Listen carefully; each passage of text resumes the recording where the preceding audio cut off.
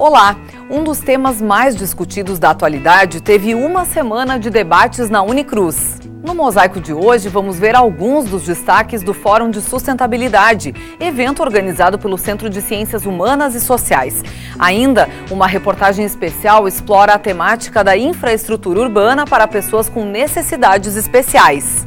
O Mosaico está começando, fique com a gente!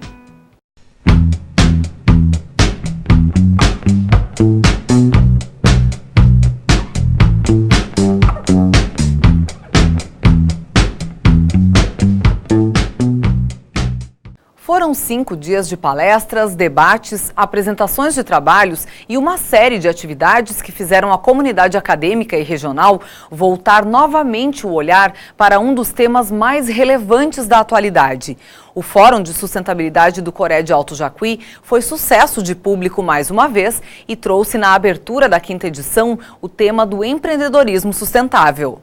O que a gente vê hoje, na verdade, é muito falatório sobre a sustentabilidade, sobre empreendedorismo sustentável, né? Então, para que ele possa ser realmente sustentável, o empreendedorismo, ele tem que necessariamente envolver o nosso cotidiano, que significa desde muitos hábitos que nós temos, que nós adquirimos de uma época em que o problema da sustentabilidade não era um problema realmente relevante, porque o problema da sustentabilidade ele passa a ser relevante na medida em que a humanidade chega a um estágio tal de desenvolvimento de si mesma e de relação com a natureza, de extração, exploração da própria natureza, não é, que não estava dada 200 anos atrás, ou há 500 anos atrás, ou há 1000 anos atrás. Então, se o empreendedorismo não for algo que afete o nosso cotidiano, de fato, ele vai ser só uma falácia de empreendedorismo sustentável, onde eu vou passar meu dia todo fazendo, enfim, coisas que não são sustentáveis, não é? E vou ter uma empresa que faz algumas ações teoricamente sustentáveis. Então, acho que a sustentabilidade deveria envolver pelo menos 3 dimensões fundamentais, que é a minha dimensão subjetiva e cotidiana, uma dimensão mais social, não é? E a dimensão mais propriamente ambiental.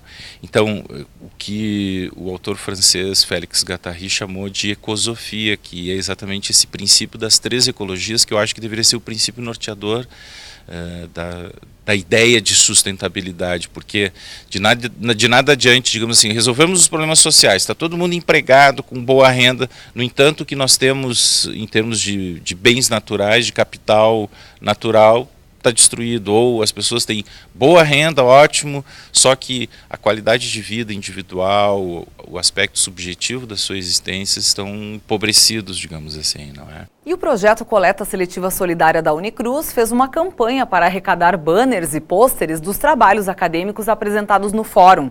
A ideia é reaproveitar o material na produção de bolsas sustentáveis. A Unicruz criou pontos de coleta de banners e pôsteres nas secretarias dos centros de ensino. Os materiais que serviram de apoio na apresentação de trabalhos agora terão um novo destino, evitando o descarte inadequado e fortalecendo a ideia da reciclagem.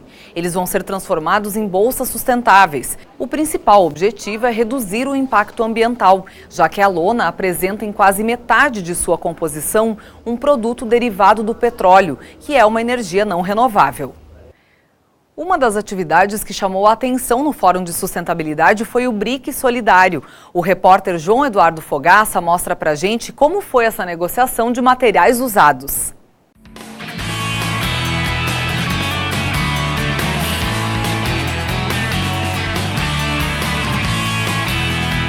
Estamos aqui no intervalo do Fórum de Sustentabilidade aqui da Unicruz e viemos dar uma conferida o que está rolando aqui no BRIC e na Feira de Economia Solidária. Vamos lá?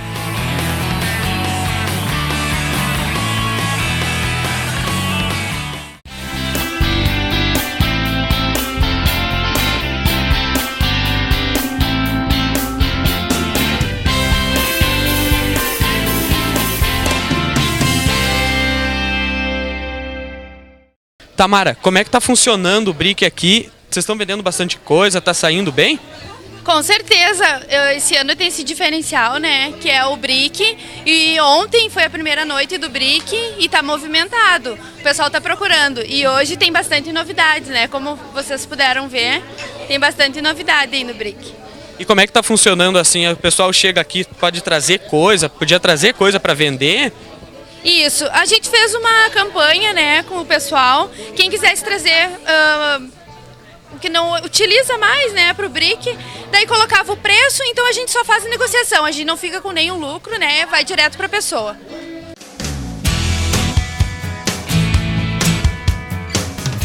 Encontramos agora aqui a professora Isadora, que é uma das organizadoras do BRIC. Prof, o que está rolando aqui e como é que está funcionando esse BRIC? As expectativas elas estão sendo superadas, né? Nós não esperávamos receber tantos objetos e utensílios para troca ou então para negociação, né? A gente tá atendendo, enfim, as expectativas, né? E as pessoas estão trazendo os seus objetos, os objetos estão sendo cadastrados e as pessoas estão colocando se a intenção é de trocar por um outro objeto ou então de comercializar, mas por um preço justo, né? Para que esses objetos, então, que talvez estavam em desuso, tenham, então, uma utilidade para outras pessoas. E como essa parte que a senhora falou agora, para mim pode, por exemplo, não ter utilidade, mas para outra pessoa pode ter uma utilidade. Isso em relação ao meio ambiente tem uma questão bem relevante, né? Sim, não só com relação ao meio ambiente, mas também com relação à prática do consumo na atual sociedade, né? Então a intenção também, ao estar promovendo o BRIC, é também trazer uma reflexão sobre outras possibilidades e outras relações possíveis de troca, de comercialização mais alternativas, ou seja, talvez alguns objetos daqui, né, fossem descartados e são úteis para outras pessoas. Comprei uma manta, tô achando bem legal, tem bastante coisa, muita opção e o preço é bom. Tá bem bom o preço assim? Bom, aham. O que a senhora está achando assim da proposta dele estar fazendo esse BRIC ali, de pessoas que talvez não estavam mais querendo essas coisas em casa e trazendo para cá que talvez outras pessoas iam querer isso em casa? Eu acho interessante, porque ajuda as pessoas, né, para desfazer dessas coisas que não estavam utilizando e para muita gente é coisas que têm utilidade, né, e que é bom. Então eu acho uma iniciativa bem interessante deles, da organização do evento, né. Bom, saí agora da parte do BRIC e viemos aqui para a parte da feira. Vamos ver o que as pessoas estão vendendo aqui desse lado da feira. Boa tarde, tudo bom? Tudo bem. Então tá bom. Como é que está sendo as vendas aqui da senhora e o que a senhora está vendendo aqui na feirinha? Na verdade, eu sou assistente social e trabalho com grupos, né, de geração de renda, de inclusão social. Daí tem o artesanato, que está com as mulheres que aprendem, fazem e vendem. E aí até hoje trouxeram mais novidades e ontem foi muito bom. Foi uma venda assim, muito. Até nós brincamos com os gatos, ali foi vendido 8 dos gatos. Então está sendo muito bom para elas e para entender o que é economia solidária, a feira, né? Que tem outros meios para, que não é quando tu não consegue um trabalho de carteira assinada, tem os meios de economia solidária, de trabalhar em grupo, trazer. Umas aqui tem o trabalho demais, só vem umas, já vende dos outros. Na outra feira vai a outra e vende, né, com a solidariedade junto. Mas eu acho que estão de parabéns, foi uma iniciativa muito boa para vender.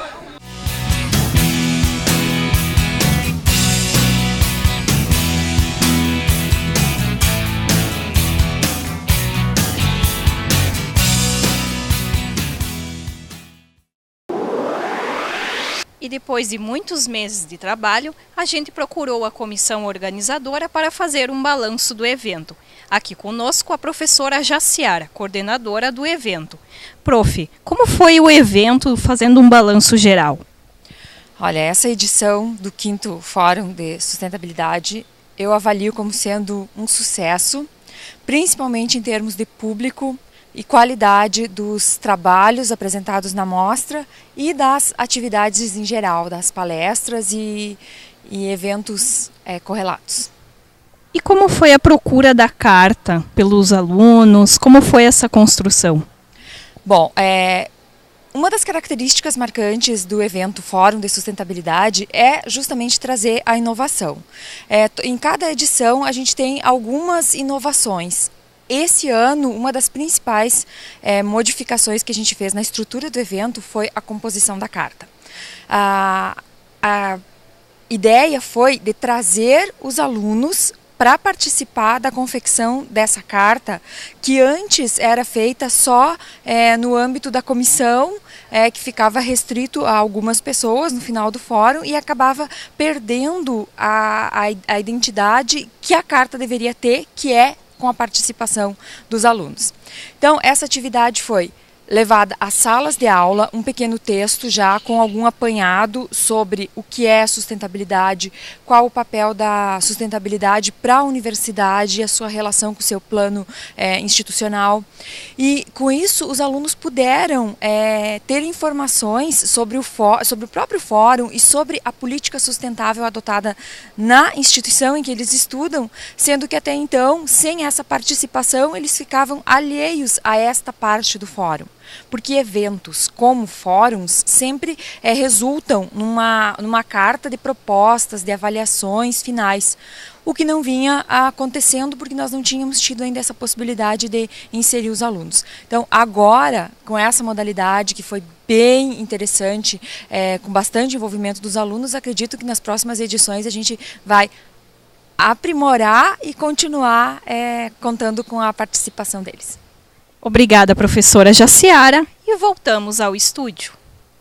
Assim como o tema da sustentabilidade, que tem ganhado cada vez mais espaço, as questões envolvendo acessibilidade também estão entre as discussões mais necessárias na sociedade atual.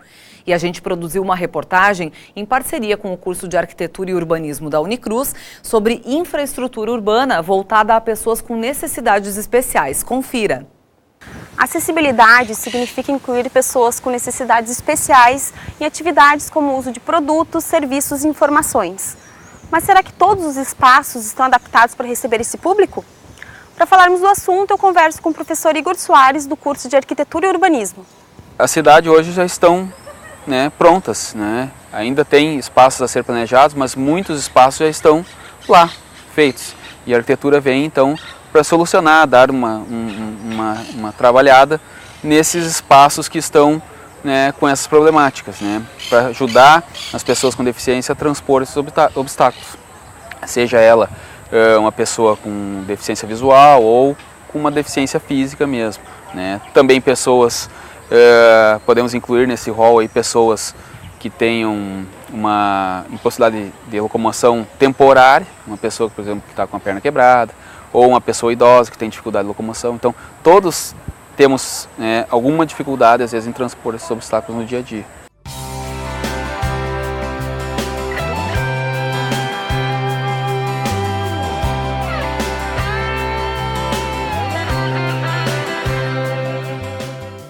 Estou aqui na Universidade de Cruz Alta, acompanhada do Rubens, que é funcionário aqui da instituição. E nós vamos dar uma volta e ele vai me contar um pouco da rotina da acessibilidade, de como é o dia a dia dele aqui. Me sinto muito bem aqui na universidade, porque eu consigo me deslocar em quase todos os setores facilmente. Ela nos apresenta uma acessibilidade muito boa, com rampas adequadas, banheiros, elevadores. Então eu consigo fazer praticamente tudo sozinho aqui na universidade. E é um lugar que eu me sinto muito bem, gosto muito de trabalhar aqui e procuro desempenhar então a minha função no dia a dia com facilidades que a universidade me oferece. Rubens, e assim, como é que tu explica para mim a questão da relação com as pessoas aqui dentro da universidade? Como é que eles compreendem a questão da acessibilidade, da importância disso? Eu tenho uma relação muito boa com as pessoas aqui na universidade e o que a gente tem que entender um pouco e tentar mostrar é como a sociedade está preparada para receber as pessoas com alguma necessidade especial. né, em relação a alguma ajuda que a gente de repente necessita, né, alguma coisa nesse sentido, porque nós não somos portadores de necessidade especial, nós temos alguma dificuldade e que necessitamos de uma ajuda, né, para locomoção, subir alguma rampa ou descer alguma rampa. Então precisamos dessa ajuda, sim, para que possamos melhorar a nossa locomoção, né?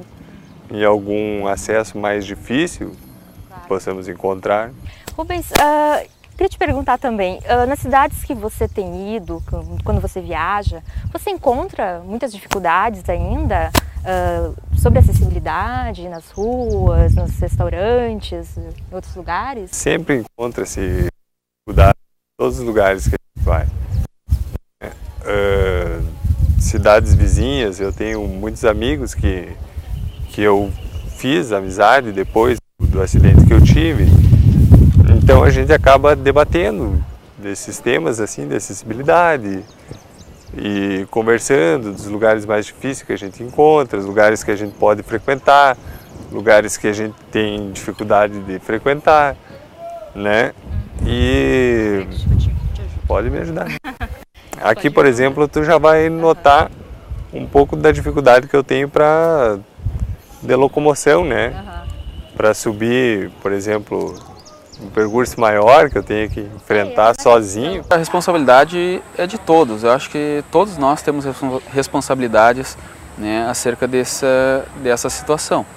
Porque se você pensar que você, enquanto dona ou proprietária de um imóvel, né, ou um lote, né, você é responsável, por exemplo, pela sua calçada, né? Então uma calçada que às vezes ou nem existe calçado, digamos assim, que é somente grama, às vezes na frente de um terreno, é responsabilidade nossa, né, do dono do terreno. Então, todos temos responsabilidades. Claro que os governantes têm uma responsabilidade maior no que tange a locomoção urbana de uma cidade, né. Eles têm a obrigação, no caso, de permitir o ir e vir, né, mas a gente não pode se isentar em nenhum momento, né? Nem a gente, nem o privado, né? Por exemplo, nós como instituição de ensino, né? Também a gente tem nossos espaços hoje, todos, não todos, mas quase todos, né? Trabalhados para permitir acessibilidade, né? A todos os locais que nós temos no campus. Então, da mesma forma, outras empresas também.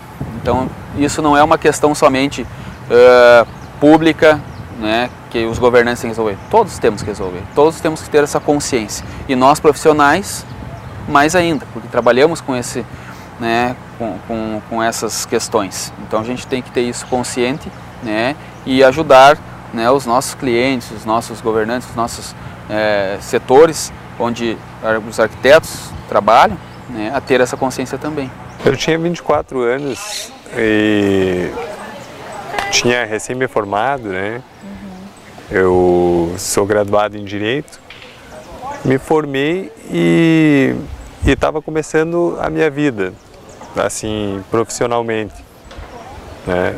Eu tinha passado em um concurso público, estava bem encaminhado, e aí de repente, de uma hora para outra, assim, tu se vê numa situação de uma mudança total da tua vida, sabe? É muito difícil, assim, para te entender, raciocinar e tentar começar de novo, né? Tentar buscar novos horizontes. Então, a gente tem que ter uma força, assim, uma ajuda muito grande da família, que sempre me ajudou, sempre me proporcionou coisas boas, né? Sempre me incentivando. Né? E é sempre nisso que eu foco, que eu penso.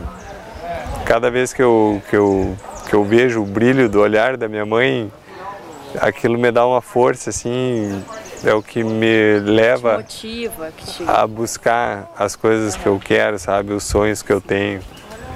E eu sinto uma saudade muito grande, assim, das coisas que eu tinha antes. Então é uma coisa que eu tenho que conviver, aprender a conviver no meu dia a dia, né? Tentar separar a saudade da realidade que eu tenho hoje. É um pouco difícil isso para mim, né? Porque eu era uma pessoa acostumada com esportes, praticava todos os dias e hoje os esportes que eu pratico já são diferentes. Eu não deixo de praticar, mas são diferentes para mim. Então, às vezes vem o pensamento, a gente tem os momentos de tristeza, mas com pessoas boas ao redor, isso nos levanta, isso me motiva e eu cada vez mais quero melhorar a minha vida, sabe? Com essas pessoas assim me ajudando.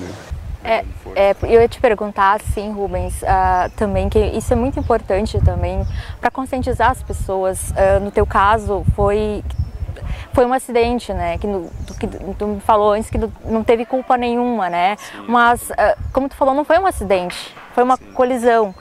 E isso pode, no caso, o que isso impacta, né? Para hoje, para os jovens, para a gente ver na sociedade como a gente tem dificuldades, né, Rubens, da inclusão, né, social, da acessibilidade, né? Então isso para ti é importante, né, tu esclarecer para a gente e contar para nós essa questão tão importante, né, Rubens, que tu estava falando agora, né? Eu tive a sorte de poder reconstruir o que eu estou fazendo hoje, com as dificuldades que eu tenho e tudo mais, mas eu não deixo de acreditar, de ter fé. E uma coisa assim que eu tenho sempre comigo é que eu tenho que ser o senhor do meu tempo. Eu acredito que no tempo certo as coisas vão acontecendo. E quais são assim as tuas expectativas assim para o futuro com a inclusão social, acessibilidade? Eu tenho expectativas boas. Hoje a gente vê, a mídia está trazendo, está mostrando entrevistas, programas, né? E eu até estou desenvolvendo um trabalho, um pré-projeto de pesquisa para o mestrado que estou tentando entrar e que traz esse tema, né, da questão da aplicação da lei das pessoas com deficiência, do órgão, se os órgãos realmente estão fiscalizando, e a questão da sociedade em receber essas pessoas que têm alguma dificuldade, que têm alguma necessidade.